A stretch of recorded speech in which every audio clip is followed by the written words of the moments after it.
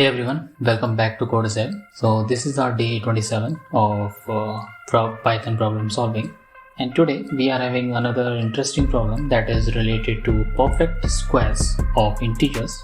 Okay, so what we understood from this problem, so let's get into it. So before that, if you want to give a good read to this problem, you can pause the video and give it a good read. So let's jump into the understanding. So we have given a number a, okay, and our goal is to print all the perfect square that are less than or equals to a. So okay, so what is a perfect square basically? So perfect square is basically a number. If we found the square root of it, we will get an integer. By integer I mean we will get a value which does not contain any decimal thing. For example, here we have 100, right? So if I found the square root of this 100, it will be 10, right? But if I try to find a square root of 101, so it will be some point values, right? So that's not a perfect square. So this is a perfect square. Similarly, if you can see 81, so if I found the square root, it will become 9. Okay, so I hope you got an understanding. So let's see our input and output mechanism, then we will start solving this problem. So first 20 is given to us. So what all perfect square which are less than 20? So we have 1, we have 4, we have 9 and we have 16. Okay. Similarly, if we try to find the perfect square which are less than or equal to 100, so we have these many. Okay.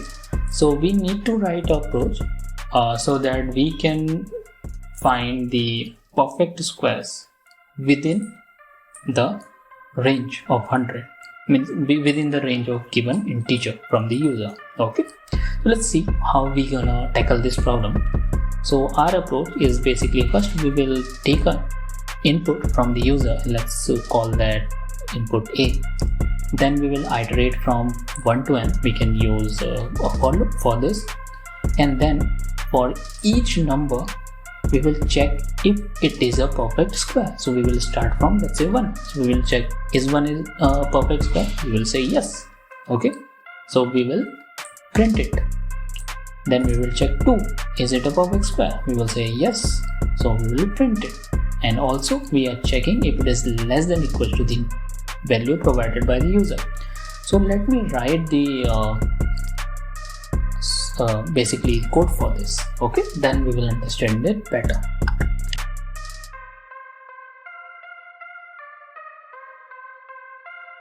Okay, so we have wrote our solution here. Okay, so first we are taking the input a from the user.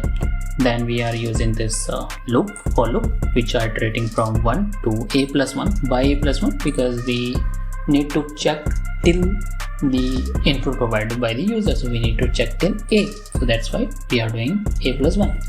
Now what we will do, we will find the square. So we will do I into I. So initially start from 1. So 1 into 1. So we get 1. So it's a perfect square, right? So but we need to validate that if it is a perfect square. So we are checking if the square is less than or equals to a. So if, let's say, we found 1 into 1, so we are checking, and let's say the value of a is 10, so we are checking is 1 less than 10? We will say yes, so we will print that. Similarly, it will become 2, we will do 2 to the 4. So we will check, is 4 less than or equals to a? We will say yes, we will print it. So like that, this will continue. So let's run this and see whether or not this program is working or not, right? So what was our input? So our input is 20 and then 100. So if I type 20, so we get 1, 4, 9 and 16. That's what we were expecting. Let's type 100. So let's run this again and type 100. And we are getting 1, 4, 9, 16, 25, 36, 49, 64, 81 and 100. And same we are getting here. So means our program is working fine. Okay, so our problem approach is correct. Now let's see what optimization we can make here. So basically this part we cannot remove, okay, and what we can do here is we can solve it using while loop. Okay, we can use for loop obviously, but we can also solve it using while loop. So if I use while loop, in that scenario what I can do, I can do this multiplication right at the while loop condition, and we can perform this check at the very beginning, so we can eliminate this entire part. Okay, and then we can print the square roots. Got my point? Not got? So let's write a solution for this. So we have wrote our solution. So let me explain. So first we are taking this input a, then we have initialize I equals to 1, which we do generally in the case of while loop.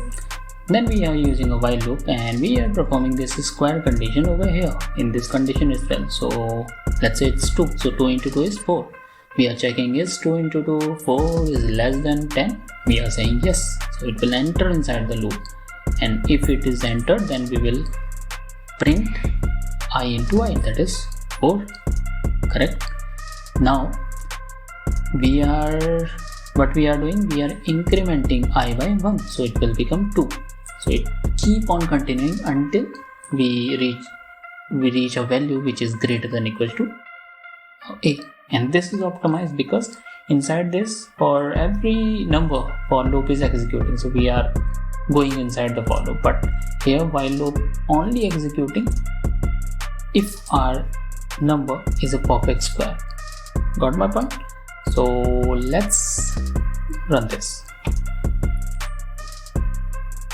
So let's give it a 20, and there is some problem. Ends is invalid key. Oh, okay, so it's end, not ends. So let's run it again. Let's give it 20. So 1 4 9 16. 1 4 9 16. Now let's give it 100, and we get 1 4 9 16 25 36 49 81 and 100, the same answer which we got here.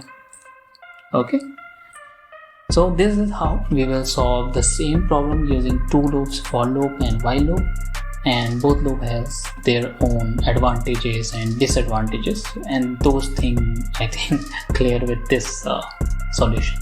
Okay, so I hope you have found this explanation easier to understand. You learned something new today. So that's all for today. Do not forget to like, comment and subscribe for more Python programming content. See you in the next video.